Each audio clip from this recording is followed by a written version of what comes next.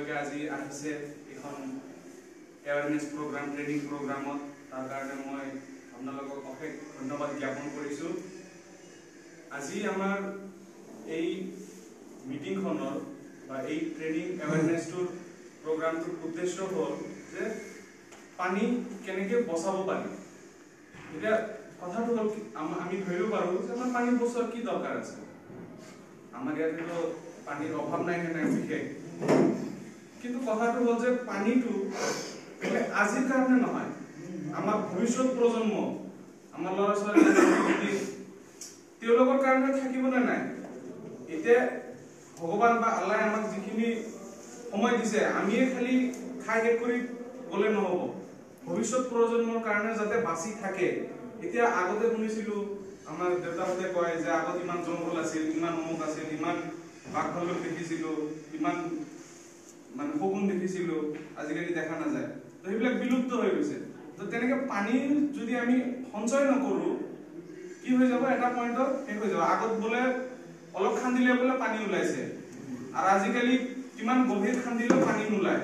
তো পানীটো গ'ল ক'ত?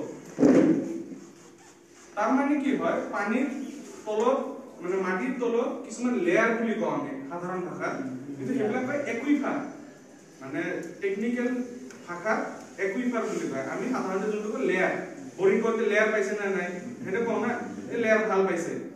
তো কথাটো হ'ল কি, সেই লেয়াৰ বিলাক তললৈ গুচি গৈ আছে, বা এনেকৈ আপুনি ধৰি ল'ব পাৰে যে তাতে তলত বালি বা সেনেকুৱা কিবা আছে, তাতে পানীৰ সোঁত বৈ আছে।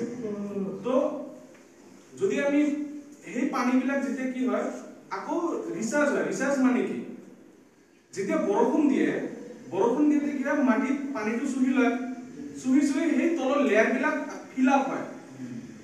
সেই পানীবিলাক আমি যেতিয়া ওলাই কিনে আমাৰ ঘৰত ব্যৱহাৰ কৰোঁ, খেতি পথাৰত ব্যৱহাৰ কৰোঁ, হয়নে?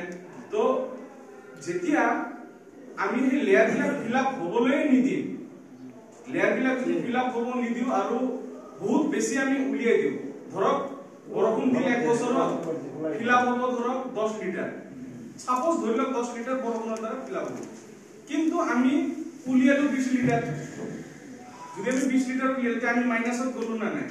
তো সেনেকে যদি বছৰ ধৰি আমাৰ মানে বৰষুণৰ কেপাচিটি 10 লিটাৰ ৰিচাৰ্জ কৰা, আমি যদি 20 লিটাৰকে উলিয়াই আছো, তাৰ মানে আমাৰ প্ৰত্যেক বছৰে মাইনাছ গৈ, তাৰ মানে যে আমি